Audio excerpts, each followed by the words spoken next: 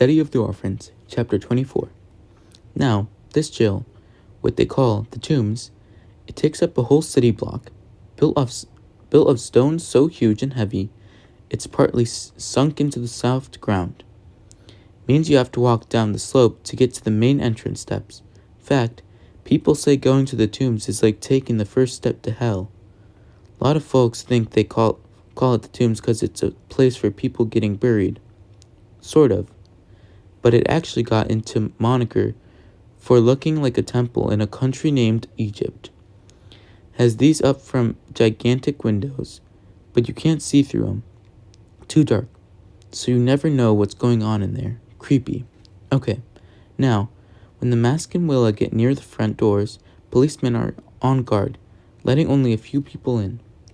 These mugs are all swell stiffs, white-haired gents, dressed in black suits, shiny top hats, and gray gloves, got turkey faces and big mustaches. Mud on chop whiskers, trimmed beards. Some even have canes with silver handles. Looking at him, Max thinks, these guys wouldn't share spit.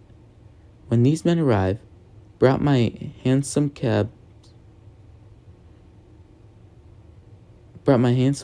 with fancy Dan horses, snooty drivers up and behind. The cops salute him. Max supposes some of these guys are judges, or police chiefs, maybe even the famous city chief, Detective Byrons. Or they could be, he thinks, what people call bosses, them political crooks who really run the city, people like Joe Gorker, whose picture is always plastered all over the world. Max wonders if any of them are lawyers. They look greased enough.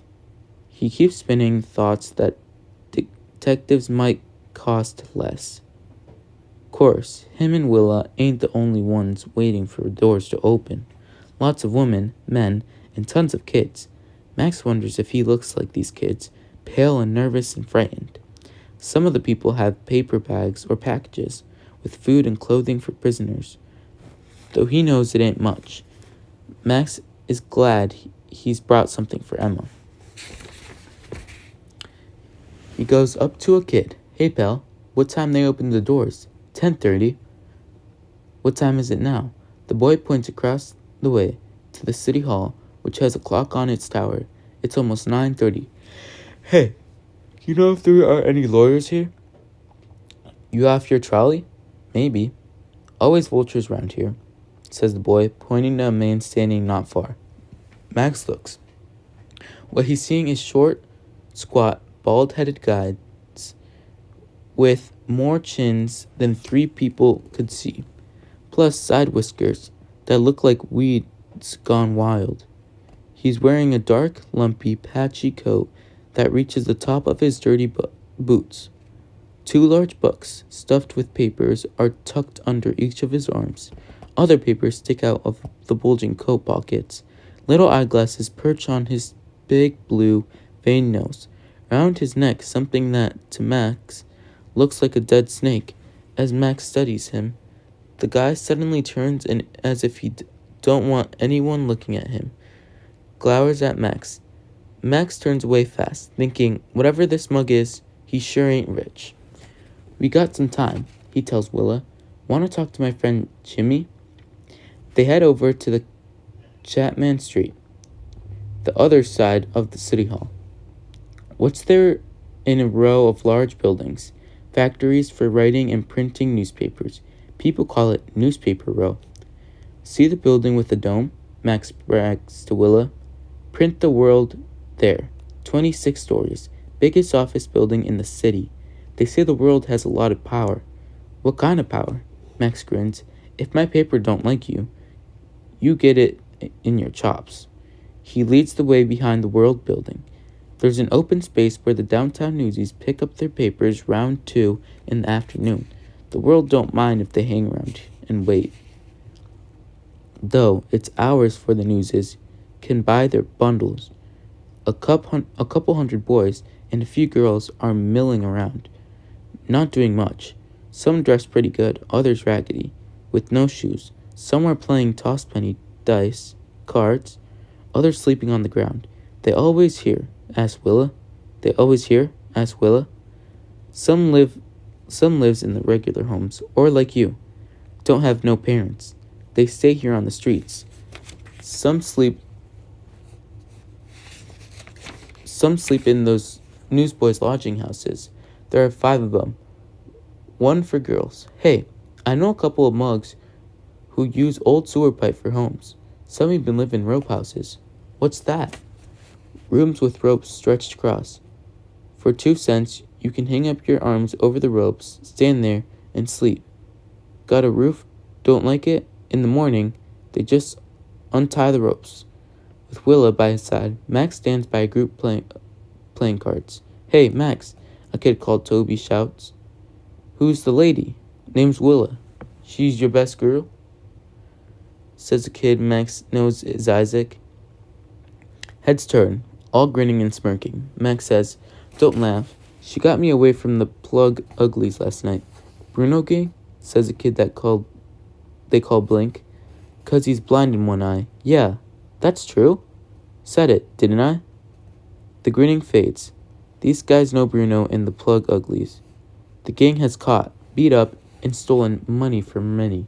Some, like Max, got away. A lot not. For a moment, the playing cards are put down and they look at Willa and Max. But mostly at Willa. How'd you do that? Someone asks. Max grabs Willa's stick and holds it up. This. What happened? Toby says. Max tells the story. When he's done, they're all studying Willa. Max can't tell if she likes it or not. Hey, Joanne of Arc. Blink calls out, Anytime yous want to be my girl, okay with me, just bring that stick. Some laugh, but nothing mean. Then the guys start swapping Bruno stories. No question. They hate the mug. Someday, a kid named Rufus says,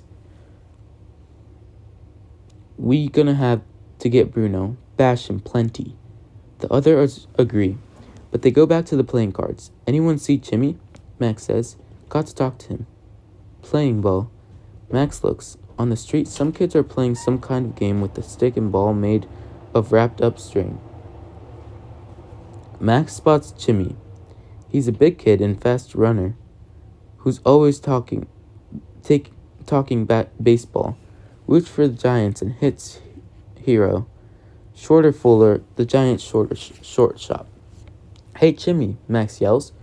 Got to talk to you right now. Jimmy comes over. What's going on? Max says. Hey, remember telling me about some private detective you know? Bartleby? Don? The mug who finds missing husbands. That all he do? Tracks crooks, gets stolen things back from people. Works with the cops too. Helps people find evidence.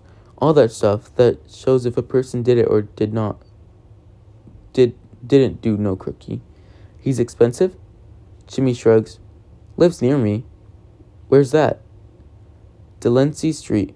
Got an office next to our building. Number 624. Sits in the window. Yous need a detective. Sign in the window. Yous need a detective? No, I bet, says Jimmy. Who's your pretty gal? He asks, nodding toward Willa. Friend of mine, says Max.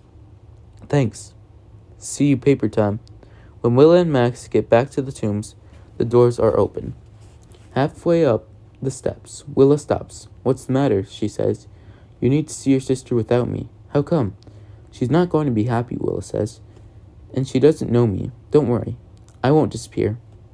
Max, thinking Willa's probably right, says, okay. Clutching Emma's food tightly, he goes up to the entry. Don't be there. He's wishing for his sister. Don't be there. Study of the Orphans, Chapter 25. So many people trying to get into the tombs, Max has to stand in line. The bags and the bundles of people have brought are unwrapped and inspected. Max is standing behind a lady carrying a baby. They even check the baby. When he finally gets through the big main doors, 2 policemen, one on either side, stop him. They're big coppers with large, turned-down mustaches, making them look fierce. Their dome helmets remind Max of skyscrapers. State your business, one of them demands. He's holding a pack of papers. Max, heart thumping, says, "Please, sir, I want to find out if my sister is here. Name? Emma. Emma what?" When Max don't answer right away, the policeman shouts, "You hear me, kid? Your sister's last name, or don't she got no father?" Max winces. "Gallus Emma. Gallus." As the cop flips through his papers, Max holds his breath. "Yeah, she's here. Arrested for larceny." Max's stomach churns. "What's larceny?" "She's a thief." "How old?" "Me?" "Your sister." 16. "It's in the women's prison, not the kids. Keep going." Max looks around to see if anyone has heard. If they did, they didn't seem to care. He follows the woman who's carrying her baby. A few steps along, the lady is told to go into the side room where the women are being searched. Max stays put, and another policeman standing next to the barrel pats him down, yanks the candle out of his pocket, studies it, frowns, flips it into the barrel, makes grimaces. Candles cost 2 for a penny. The cop opens Max's newspaper wrapped parcel, sniffs the food, makes an ugly face, gives it back, and hands Max a ticket. "What's this?" "A mittance ticket. Gets you in. Gets you in. Gets you in, gets you out. Less you want to stay here, kid. Make sure you hold on to it. Keep going." Clutching ticket and food tightly, Max goes forward. Most everything, floor, walls, ceiling, is made of stone. The echo-bouncing walls have gas jets stuck in them. The light dull yellow. The cold air smells of sewer. "Keep moving," a policeman shouts and shows Max forward. A few steps on, he's stopped by another cop. Ticket," demands the cop. Fumbling, Max shows it. "Who you seeing?" "Emma Gallus." The policeman checks his list. "Women's prison," he says, pointing. Along with other visitors, Max walks down a long, narrow corridor lit by dreary light and seeps through the high, dirty windows. No talk. The only sound is shuffling feet. It's clammy, colder than outside, giving Max the shivers. His stomach hurts. At the end of the corridor, there's an open gate where men and women guards are standing around. Max joins another line. When he reaches the gate, he asks, "Where's your ticket, kid?" "Who you here for?" "Emma Gallus," says Max, showing his crumpled slip. A guard runs a stubby pointer finger down a list on the wall. "Emma Gallus," he shouts, "top level, cell 4. He spits into a spittoon. Max hates him. Once through the gate, Max is met by a fat woman, guard in a long, dark skirt and jacket. She holds a billy club. "What's in your hand, kid?" "Food." She grins and gives him a poke. "This way." Max steps into a huge, high hall, one wall in dull red brick with large, dirty windows set so high that no tall person could reach them or look out.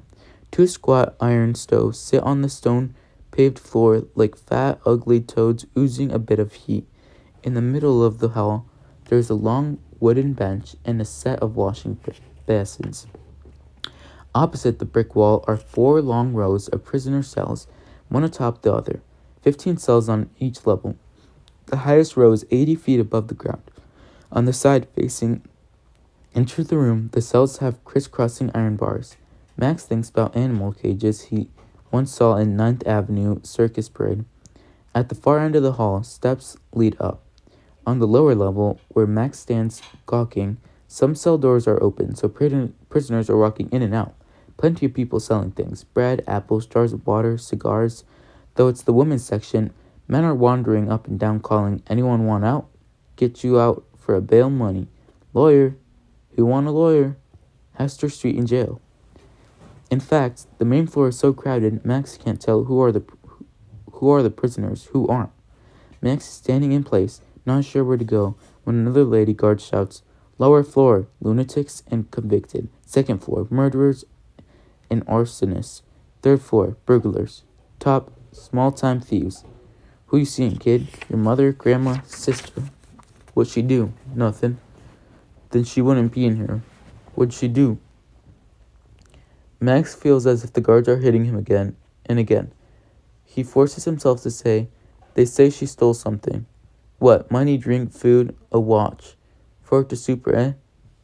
The grinning guard says, Top now." Top row. The guard leads Max along the bottom cell row. Though each cell has a small high window, they're all dark and mucky. 8 or 10 women prisoners in each cell. A few women dressed well, most not. Some are sleeping on the floor, others sit on skinny benches, heads bowed. Others pace. One lady, on her knees, is praying. Children in the cells too, not just babies. Everything smells as and looks sour, sick, sad. Following the guard, Max climbs the steps to the top level. As they go up, he notices that the higher cells, the smaller they are, and the more crowded. When they reach the top level, they walk along an iron balcony. How come no doors are up here? Max asks. Too many suicides. Max hears moaning and crying. Women pressed against the bars, stretching out their hands. Help me. Would you run a message to home? Have you come for me, boy? Hey, boy, take me home. The guard stops in front of the cell, bangs the bars with a billy club. Emma Gellis, she shouts. Emma Gellis. Someone seeing Emma Gellis? Max peers into the dim room. At the far back, someone lifts her from the floor. It takes a few moments for him to realize it's Emma. City of the Orphans, Chapter 26. Emma's face is not only smeared with grime, her hair is a tangle, her eyes bloodshot, and the blue hotel uniform she's still wearing is dirty. Emma is in such a rush to get him, she stumbles over bodies. When she reaches the front of the cell, she shoves her hand through the bars and grabs him, pulling so hard it hurts. Her questions tumble. Max, thank God you're here. Where's Mama? Is Papa here? What are they doing to help me? Are you gonna get me out? We're trying to help, Max says, squeezing her hands back. How come they put you here? You gotta tell me what happened. At the hotel, a man said. Emma struggles so hard to talk, she's gulping.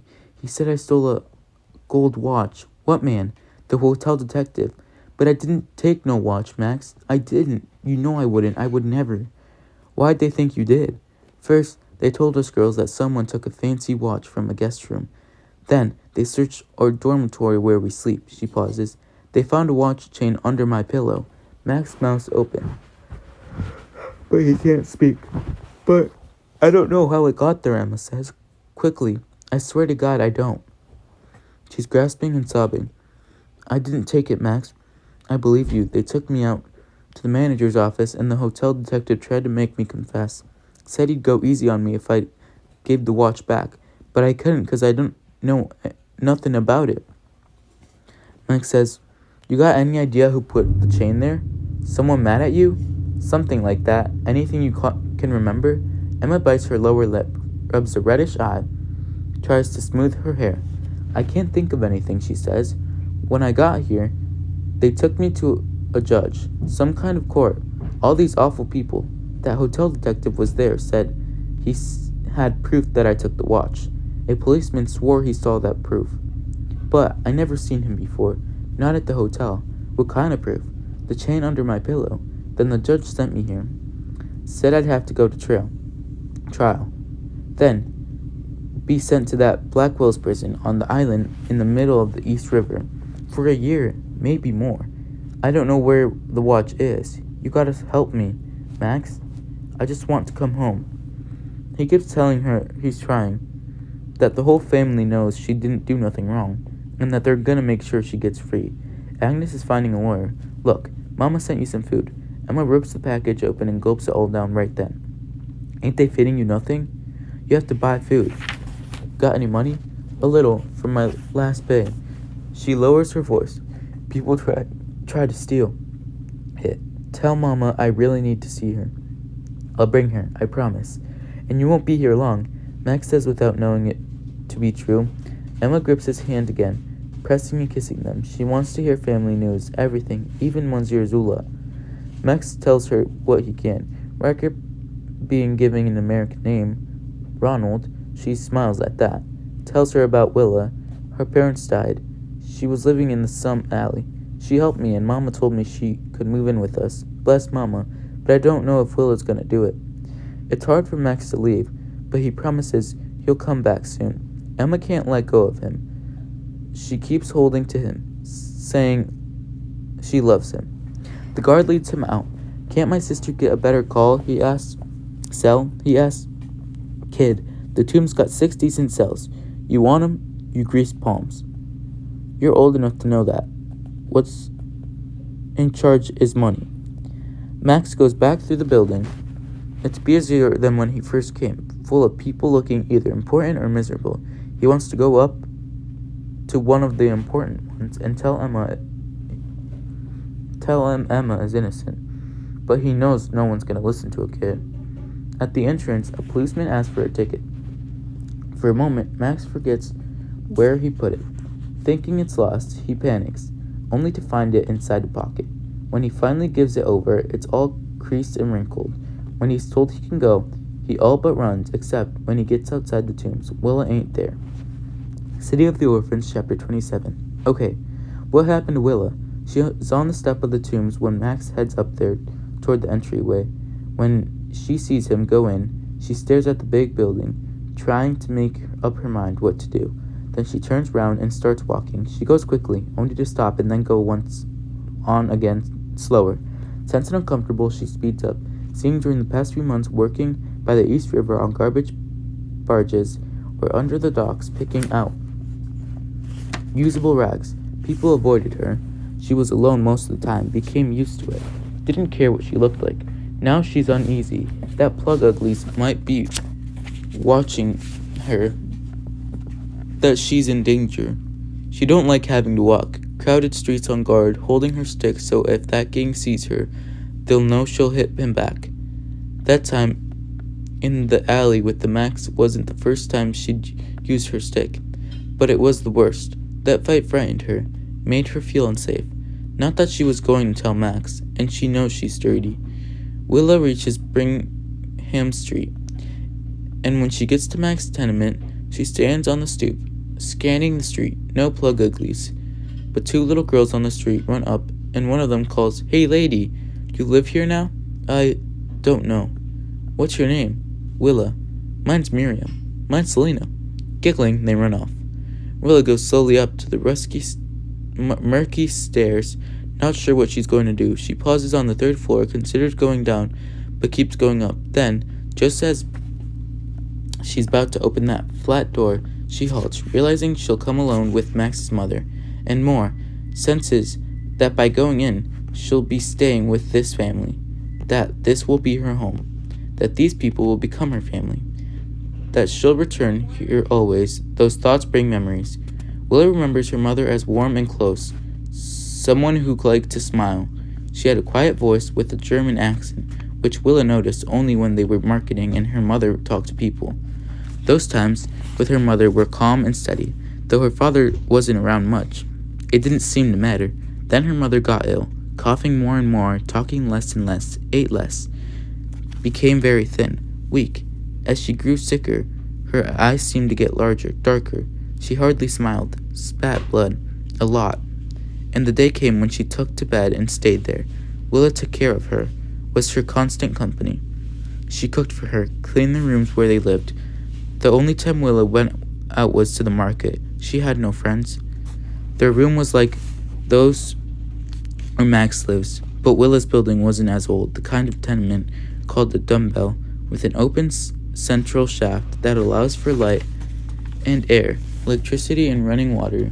Each floor is its own toilet, the house smeared cleaner too. Willa's mother often asked her to sit by her side. Not that they talked much. Each day Willa combed her mother's hair. She thought it was very beautiful. For long hours, Willa just held her mother's hand. As her mother's hands grew thinner, her wedding ring kept slipping off. One day, she gave the ring to Willa and told her she must take good care of it. "Use it for your own family," she said, with a sad smile. There were moments when Willa thought she'd caused her mother's illness. No reason to think so. Kept that being well, she felt guilty. In fact, sometimes she wished she'd get sick so she could be the same as her mother.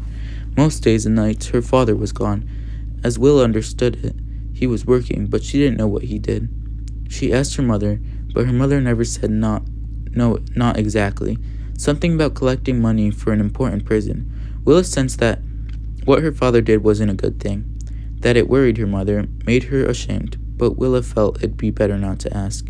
When her father and mother spoke to each other, it was mostly in German, so Willa didn't understand what they were saying, but they usually sounded angry. Sometimes, after her parents talked, her mother cried. When Willa asked her why, her mother only said, "Promise me that you'll never lie." Willa promised. Those times when her father came home, he would give Willa some money to buy food and pay the rent. Miss Barsis, the landlady who lived on the first floor, he didn't give much attention to Willa. Mostly he read a newspaper. Willa tried to please him by being quiet, not asking for anything. Her mother grew weaker, sicker. The day Willa's mother died, Willa's father wasn't home. Terrified, not knowing what to do, Willa waited for him to return. When, after many hours, he still didn't come, she went to him. Miss Barsis told him what happened. Miss Barsis came right to the rooms. She covered the body with a sheet and told Willa to go find a policeman. Tell him what happened. Tell the woman fled to her own. Then the woman fled to her rooms. Frantic, sobbing, Willa ran through the streets looking for a policeman. It took an hour. When the body was taken care of, a city medical officer told Willa her mother died of wasting disease. "Are you alone?" asked Willa. "My father will come," she said. That night, Willa stayed in the apartment alone, struggling to keep from crying. Next day, when her father did return, she told him what happened. "Where did they take her?" he said. "I don't know." "Didn't you ask?" Willa shook her head. He said, "What kind of daughter are you?" Willa wept. That evening, her father sat in the chair. He was very cross. When Willa tried to talk to him, he said she needed to leave him alone. When she made supper for him, he wouldn't eat. In the days that followed, Willa stayed home, tried to keep up the rooms for her father and herself. Never knowing when he might return, she remained inside, afraid if she went out, she'd miss him. When he did come, he barely talked. 2 weeks later, Willa waited 3 days for him to return. She sat in the room on the front step, stooped by the sidewalk. He didn't show up. On the 4th day, she wandered through the city looking for him. She searched for a week, spending days on the streets, nights at home, looking and waiting for food. She ate what was left in the pantry. He did not return. On the 8th day of her searching, she came home to find people living in their rooms. She didn't know why they were there. They spoke a language she didn't understand. She got Miss Barsis to go with her into the apartment, where she took a doll and a tin box. "Where are you going to live?" Miss Barsis asked. "I have to find my father. He's not a good man," says the woman. "Why do you say that?" When the woman wouldn't answer, Willa didn't want to have anything more to do with her. From then on, Willa lived on the streets, always clinging to her doll and box. She went and sat on the front stoop of the house where she used to live, hoping her father would return, or maybe he'd leave where he went. He never did. After a while, Willa stopped going back to the house, but she stayed on the streets. One day, a street peddler noticed her sitting on the curb, begging. He told her she might find work in the garbage dumps by the East River. She worked there picking rags, sometimes finding food, earning 10 cents a week, and, as another girl working there told her, if she stood online after midnight at St. Peter's Church near Fulton Street, she might get a loaf of old bread. When Willa could, she searched for a safe place to sleep. It took weeks to find walled-in place in the alley. She'd been living there for 5 months when Max found her, too tired to climb back into her hole. Now as Willa stands outside the door in Max's family's flat, she tells herself again that this is her new home, that it's a good thing, that she likes Max, that he's a good friend, that his family is kind. "This is my new home," she tells herself, pushing down the sentence she keeps feeling. It's good. Willa opens the door and steps inside. Mama is sitting on the table. Startled, she looks up. "Willa, something the matter? Can I have a bath?"